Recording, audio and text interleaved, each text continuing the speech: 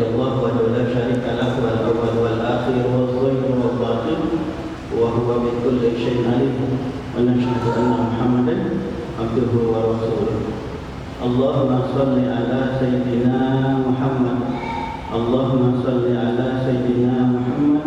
Allahumma shalli ala sayyidina Muhammadin nurul zati wa sirri sarifi sa'iri asma'i sifati amma ba'du. Ayuhal ikhwah fillah, ittaqullaha haqqa tuqatih wa la tamutunna illa wa antum muslimun. Ikhwah fillah, jamaah salat zuhur di Masjidul Islam kawasan industri Batam Batam atau kawasan industri Muka Kuning. Alhamdulillah pada kesempatan ini kita bisa melaksanakan sholat zuhur berjamaah, silaturahim dan juga i'tikaf, dan kita akan teruskan kajian kita Riyadhus Shalihin dan tentang kitab adab ta'am, pembahasan tentang etika makan. Ini saya kedepankan pada ahad ini, usbuhiyah ini, karena ada beberapa hal yang terjadi di lapangan. Ketika selesai prasmanan bahkan masih makan, kadang yang diundang itu suka komentar yang aneh-aneh, keasinan lah, kepedesan lah, gak enak lah, padahal kaya ya, tapi kok gitu, sederhana kali ini hidangannya, cuman anu kan. Omongan-omongan kayak gitu kalau kebenaran oleh sahibul hajat yang mempunyai acara, kita tersinggung. Inilah yang harus kita pahami, bahwa Islam mengajarkan semua aspek kehidupan. Jangankan tentang jihad politik yang dianggap sangat besar, dianggap yang sepele saja, tapi sangat esensial, sangat penting, itu diatur oleh Islam. Cara makan saja diatur. Sedikit muncul di beranda Facebook, Instagram terutama, kalau nggak beragam Islam dan makannya, makanan pun segala dimakan. Sampai laba-laba Bapak Ibu, ada yang mau makan laba-laba itu. Laba-laba, ularnya, biawaknya, komodoknya, buayanya, dimakan semua. Karena mereka nggak tahu tentang apa yang akan menyehatkan badan dan juga mental spiritualnya. Hanya Islam yang mengatur makanan yang boleh dikonsumsi, mana yang diharamkan untuk dikonsumsi. Seperti daging babi, kenapa daging babi diharamkan? Berbagai macam alasan. Intinya Allah yang menciptakan alamnya ini tahu kemelaratan konsumsi babi. Kalau alasan cacing pita bisa, itu kan bisa direbus kata mereka, bisa dihilangkan. Tapi ingat bahwa Allah itu yang mengetahui segala sesuatu, sebab Allah yang menciptakannya. Di antaranya kedokteran, kenapa babi diharamkan? Pertama adalah di antara itu penelitian Pak, bukan non-muslim, itu 90% lebih air kencing itu nggak dikeluarkan oleh babi itu. Sehingga 90% lebih itu air kencing diserap lagi oleh darah, oleh daging, kan itu jadi racun. Menjadi racun dalam Islam. Ketika ingin mengkonsumsi binatang yang halal, kan itu ternak-ternak kan kayak ayam, kayak bebek, misalkan kayak kambing, kayak sapi, harus disembelih, dipotong urat besarnya supaya darahnya keluar yang membawa kotoran dari sisa makanan, minuman, karbon dioksida itu dikeluarkan lewat darah. Harus ngalir. Islam mengharamkan mengkonsumsi binatang yang mati karena ketabrak, karena jatuh, karena dilempar, itu diharamkan. Dan kayak gitu. Sampai sedikit seperti itu, jangan kata Allah Islam mengatur. Kenapa? Sebab kalau konsumsi binatang yang disebutkan tadi tidak dialirkan darahnya, maka racun karbon dioksida, racun dari makanan minuman balik lagi ke tubuh, dan itu sangat membahayakan orang yang mengkonsumsinya. Sedikit saja itu dianjurkan, bahkan harus diwajibkan, tanda kutip ketika menyembelih pada binatang kurban, sapi atau kambing di dekat itu bagusnya nggak nengok. Kambingnya akan disembelih, kenapa? Akan menimbulkan stres. Kalau stres kambing atau binatang ternak itu disembelih, kualitas dagingnya nggak bagus, dan itu akan berpengaruh kepada orang yang mengkonsumsi. Kenapa Islam memaklumkan menjadikan binatang buas meskipun haram dikonsumsi, tapi kulitnya boleh digunakan seperti beruang, seperti singa, misalkan seperti harimau, itu boleh Pak. Asal jangan kulit anjing, kulit babi itu mutlak. Apapun yang ada pada kalimat anjing dan babi, binatang itu haram mutlak, termasuk diperanakan.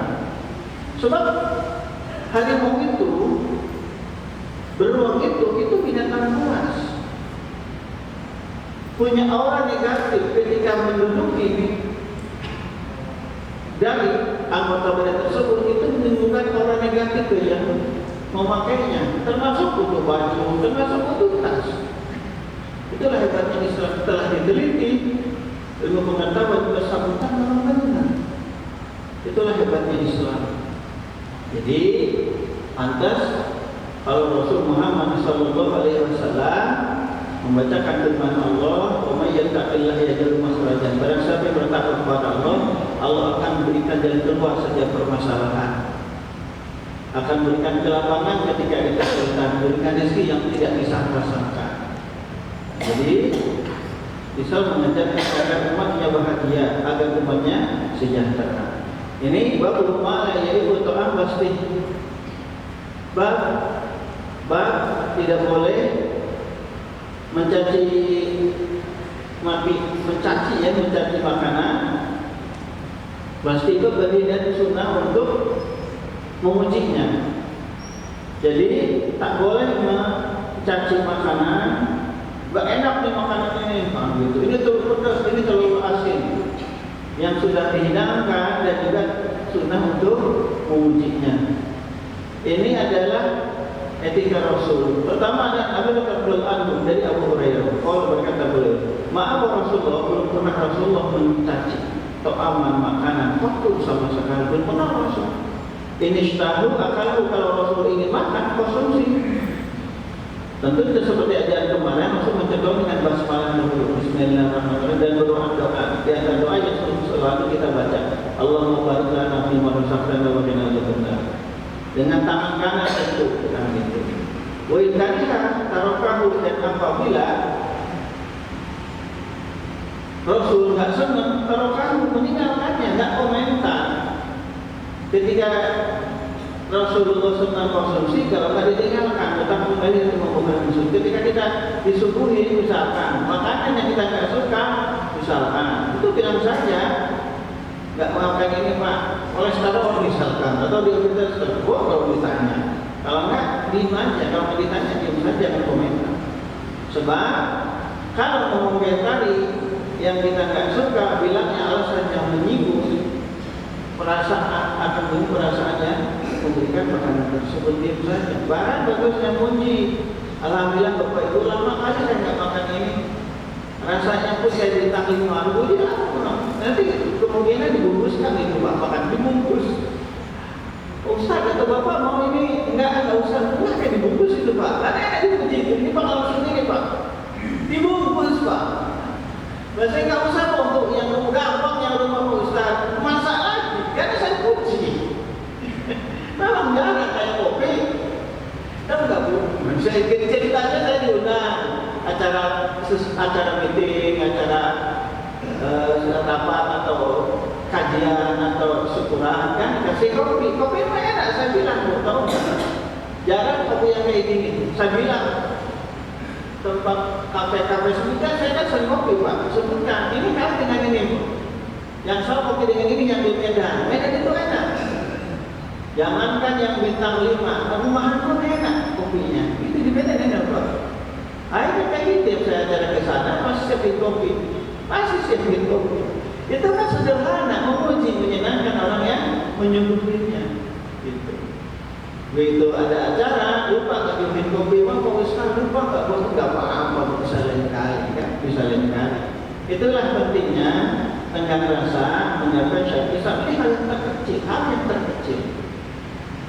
Hadis yang kedua, wa Jabir radhiyallahu dari Jabir, semoga Allah meridainya. Wa anna Nabi sallallahu alaihi wasallam, sehingga Nabi Muhammad sallallahu alaihi wasallam saat menanyakan kepada keluarga di rumah, kepada istrinya, "Aduh tentang lauk.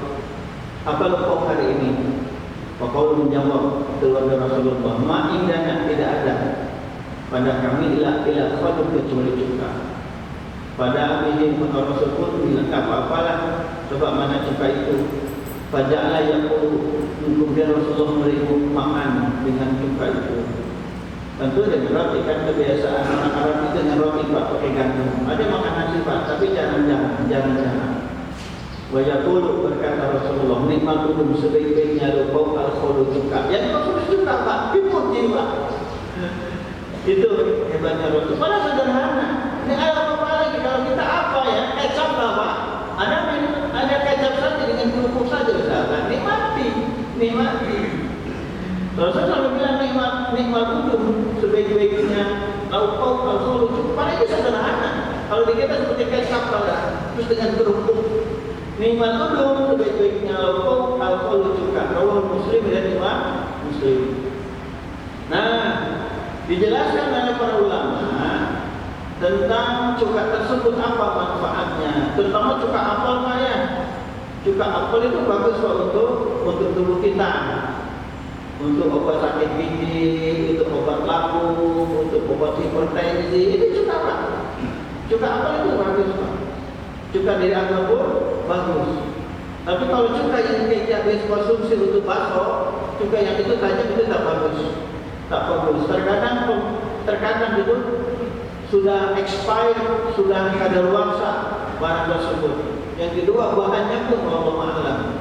Hanya saya sarankan di rumah bapak siapin cuka apel, ambil itu sebab bagus untuk kesehatan tubuh seseorang. Dan biasanya untuk obat itu konsumsi sebelum makan. Tapi kalau ada masalah dengan lambung, maka konsumsilah setelah makan. Jadi ini Rasul sudah mencontohkan kan nikmat umum itu sebagaimana lauk itu adalah suka untuk membahagiakan orang yang menyembelihnya dan juga tanda syukur kepada Allah Subhanahu wa taala atas nikmat yang telah Allah berikan. Sebab banyak orang yang makan tidak ada makanan, kalau tidak ada makanan tidak bisa makan karena sakit. Jemaah pada Allah. Hadis selanjutnya yang berhubung dengan tidak berbicara makan dan sunahkan untuk memutihnya adalah tentang bagaimana Rasul Muhammad SAW mencontohkan bab yang selanjutnya apa yang diucapkan oleh orang-orang yang menghadiri jamuan sedangkan dia dalam keadaan berpuasa. Apa yang diucapkan ketika dia lagi berpuasa diundang untuk makan. Itu bagaimana penolakannya atau apakah dia menolak atau meneruskan puasanya? Ini pertanyaan menarik. Apa yang harus dilakukan? Ulama terbagi dua pendapat. Ini puasa sunnah bukan puasa wajib seperti qada ataupun nazar. Kalau qada atau nazar itu wajib diteruskan. An-Nabi radhiyallahu anhu dari Abu Hurairah semoga Allah meridhoinya, berkata beliau, Rasulullah bersabda, "Idza dunya ahadukum, apabila salah seorang di antara kamu diundang, datanglah. Sebab di antara kasus pada muslim yang lain ini diminta aja tidak apabila mengundang datanglah dengan catatan." Dan Imam Ghazali dalam tafsirnya ulama menjelaskan beberapa kitab tentang etika ketika diundang. Pertama adalah makanan nanti dihadirkannya tetap harus halal. Yang kedua, tidak ada acara yang munkar yang dilarang oleh Islam. Ada Bapak Ibu dari mata Allah, ketua DKM. Saya nggak bilang, tapi ada ketua DKM. Panitianya orang-orang masjid. Ceritanya syukuran pernikahan, organ tunggal. Kalau organ tunggalnya nyanyi biasa, nggak masalah. Ini yang nyanyinya perempuan pakai celana pendek. Bapak pernah menghadirinya nggak pakai gitu, Pak? Saya terkagum. Begitu acara kan belum dimulai, saya masuk makan di sana kan. Begitu makan, musiknya mulai, datang junjungan perempuan itu. Pakai celana pendek, Pak. Bukan satu tempat saja, Pak. Akhirnya ketika mau mulai saya keluar, cuma tanda tangan saja. Kalau dulu kan nggak mungkin saya keluar. Itu munkar, Pak. Itu haram menghadirinya. Saya bilang ke keluarga jemaah kalau ada undangan yang ada munkar haram untuk menghadirinya. Sebab kalau mati suruh khotimah. Ini jadi yang kedua, kalau undang Bapak Ibu pemberitahuan di WA grup terus dijapri. Sebab kalau WA di grup itu hukumnya fardu kifayah. Seperti ucapkan salam dijawab oleh jamaah, satu orang pun jadi. Mengundang bapak ibu sekalian untuk menghadiri acara, misalkan biasanya resepsi akikah, itu resepsi kita. Akan ada apa? Resepsi pernikahan di WA grup itu nggak wajib datang, fardu kifayah. Sebagai ulama itu fardu kifayah. Dijapri. Orang per orang bilang gitu. Mohon maaf tidak bisa menyakini bapak dan ibu kan gitu. Dengan tidak mengasih rasa hormat. Dikira itu kan sekarang ada undangan virtual sekarang kan, kayak gitu. Ada undangan yang belum juga tidak berupa undangan fisik kan gitu lewat WA. Dijapri itu wajib datang. Tapi kalau di WA itu tidak wajib, itu hukumnya fardu kifayah. Yang misalkan yang ada di WA grup ada 100 orang, yang datang 20 orang, tidak apa dosa yang 80. So itu hanya bukan hanya itu fardu kifayah. Apalagi ke sesepuh, bagusnya datang. Pak Ustaz, Pak Kiai, Pak Imam, Pak RW, Pak RT kan nggak bisa datang. Kerjasama jadi di majelis taklim itu mau. Mereka sama-sama silaturahimkan ataupun mengurus DKM itu biasa. Itu pengalaman kami di lapangan. Minta pilih Pak mohon kan gitu. Diundang meskipun tidak ada undangan fisik, undangan biasa bicara langsung datang. Enggak, kalau misalkan ke semua orang misalkan ada 370 kakak, bahkan ada yang 1000 kakak satu perumahan, repot, putus. Untuk beberapa orang tokoh-tokoh ini sepuh di sana, ulama orang sesepuh itu kayak gitu. Sisanya dijapri. Kan tak susah, ada 100 orang anggota di sana, satu-satu di-share. Kan bisa sekali ini berapa orang, ini enggak. Itulah. Makanya etika dalam Islam itu diterapkan sehingga orang merasa tersandung, merasa orang terhormati, dan itulah Rasul senantiasa memuliakan orang-orang dengan berbagai macam cara dan syar'i sehingga orang menghormati. Kan itu empati simpati kepada Rasul Muhammad sallallahu alaihi wasallam. Jadi kita dunia ahadukum falyujib, apabila seseorang di antara kamu diundang datang dengan syarat-syarat tadi. Baikkan nafsu iman falyusalli, apabila dia puasa falyusalli, berdoalah, enggak usah makan. Kalau mau usah apa saya lagi puasa Senin Kamis, oh ya yang punya rumah nanti akan doakan saja kami kalau nanti buka untuk kesehatan keselamatan keberhasilan keluarga kami itu terus bungkusin. Karena nggak makan dibungkus Pak, mungkin nggak akan minta Pak, tapi kita bungkus, gitu, bungkus, gitu. Ini mah udah nggak makan digemin saja itu nggak. Bahasa saya bukan nggak sopan sih, kurang berperasaan tuh rumah itu. Makanya kalau ada acara, ini pengalaman orang tua kami, bibi kami, tante kami kan, kalau ada acara itu ada sebuah kali siapin tempat untuk memberi seseorang yang dituakan untuk kami dihormati. Bungkus Pak. Misalkan ada resepsi nih, akikahan, resepsi pernikahan misalnya, atau apa saja sudah tradisi ini akan lebih dibungkusin untuk sesepuh itu selain untuk panitia dikasih, masing-masing dikasih. Dan itu sebagai tanda terima kasih. Wa ikana muftiron fayat'am. Tapi kalau dia mau buka puasa, fayat'am makanlah. Ikan muktam dia kalau mau buka, fayat'am makanlah. Itu tentu dengan terima kasih Bapak Ibu telah mengundang kami, saya telah mengerjakan hidayahnya kami itu. Sebab Rasul bersabda, ahsin man ahsana ilaika. Berbuat baiklah kamu kepada orang yang telah berbuat baik. Minimal doakan, kalau enggak ya gitu. Kalau enggak membalas dengan ucapan yang baik. Kesananya dibalas dengan setimpal lebih baik. Jadi wa in kana shaiman falyusalli, kalau dia meneruskan puasa doakan. Wa in kana muftiran falyat'am, kalau dia mau buka silakan buka. Kalau Muslim dan Imam Muslim. Ini Pak, jadi etika dalam Islam. Mana yang terbalik? Kalau sudah capek-capek ingin menyiapkan, ini pengalaman sendiri. Capek-capek sudah potong ayam, misalkan di kampung ceritanya Pak. Terus sudah mancing ikan, itu pasti kecewa, pasti kecewa. Makanya untuk memberikan rasa senang orang tersebut, sebab di antara amalan paling besar adalah ilmu surut, memberikan bahagia kepada orang lain, bukan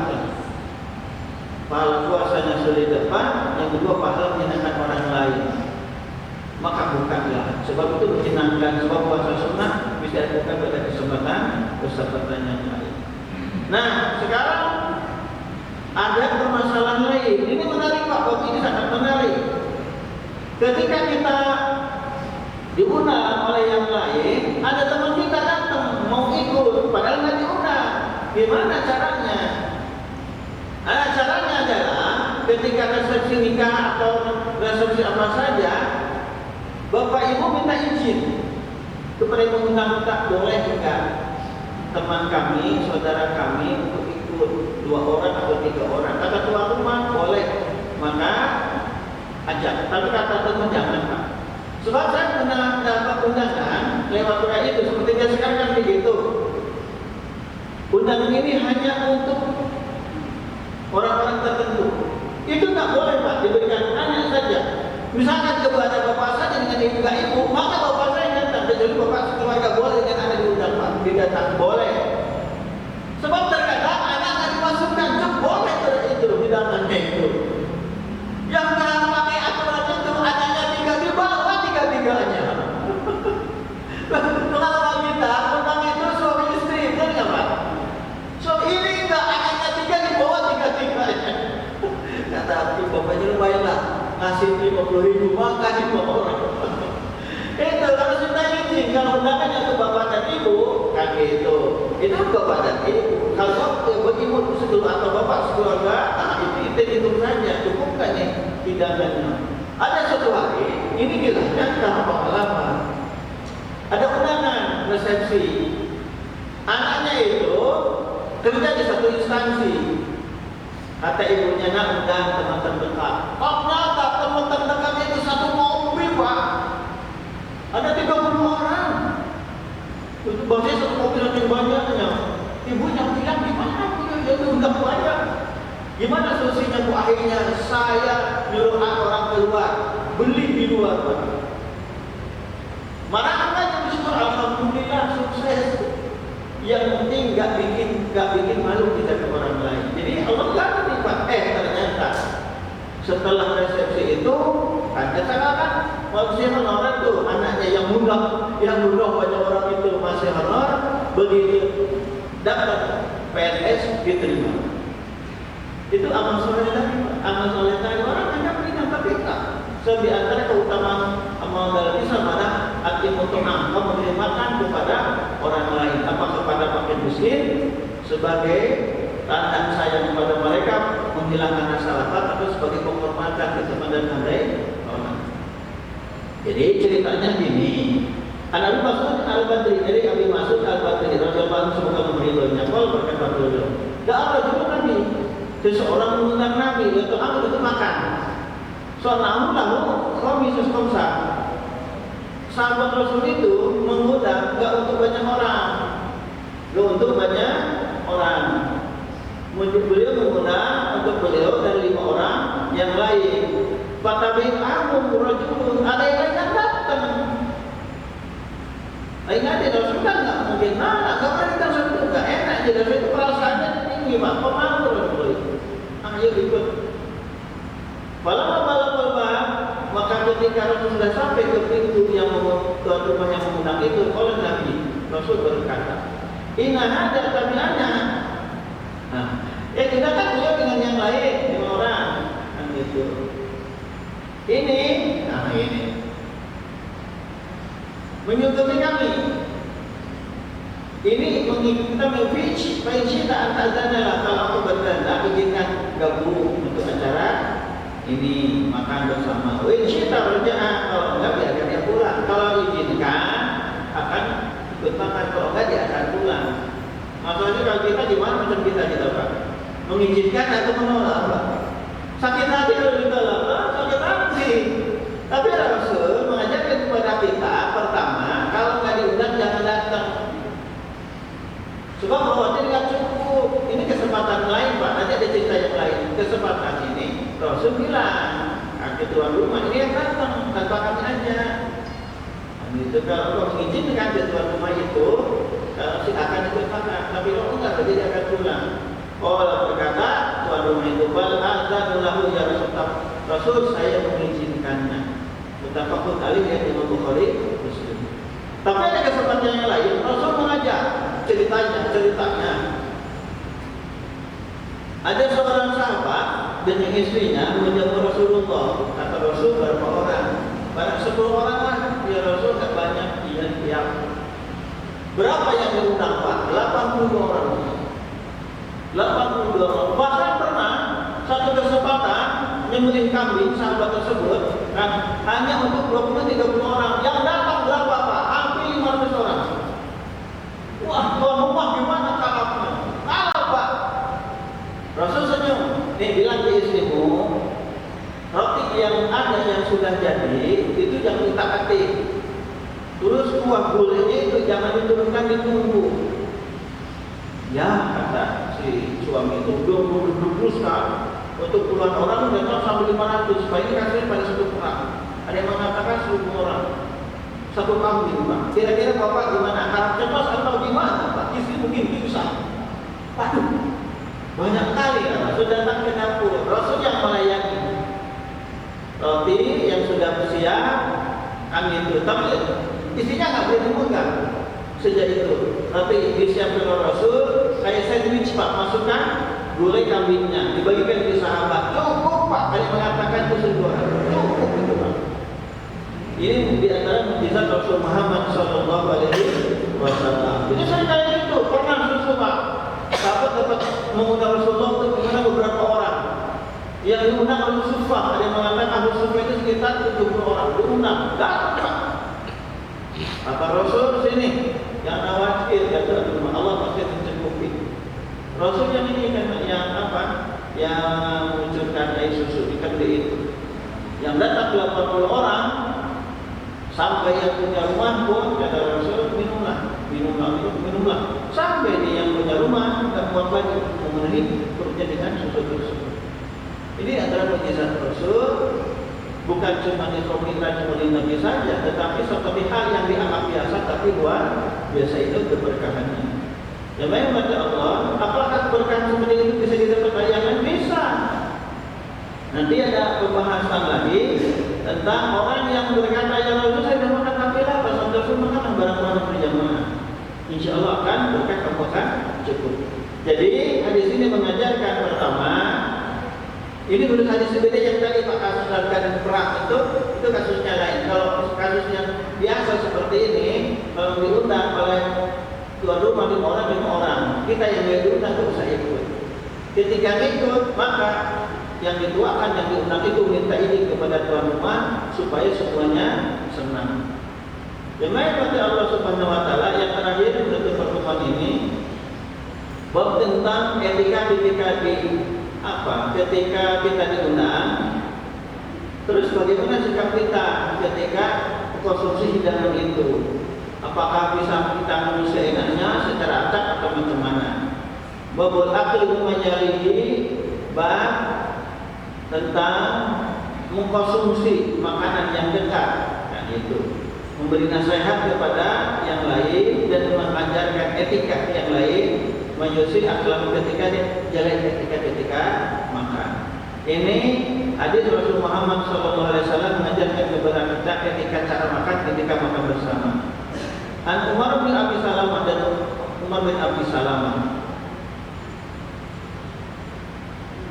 Berkata beliau, Kuntu bulan aku masih kecil dulu fi hijri Rasulullah, dalam pengasuhan Rasul Muhammad Sallallahu Alaihi Wasallam. Makanan jadi tertisu di sofa, tanganku menjulur ke tempat makanan kayak gini Pak. Ini menjadi depan anak kecil kan? Pernah kamu ini aja anak kami, anak laki sekarang sudah mau alhamdulillah jadi apa mengabdi di Sandan Motor kelas akhir kan? Waktu kecil Pak, suguhin makanan. Ada makanan yang lain dibetulkan. Waktu itu ada dengan gubernur, kami. Saya tapakkan tangannya. Saya bisikin kepada mereka itu tidak sopan. Makanya ada di depan. Nggak dimarahin.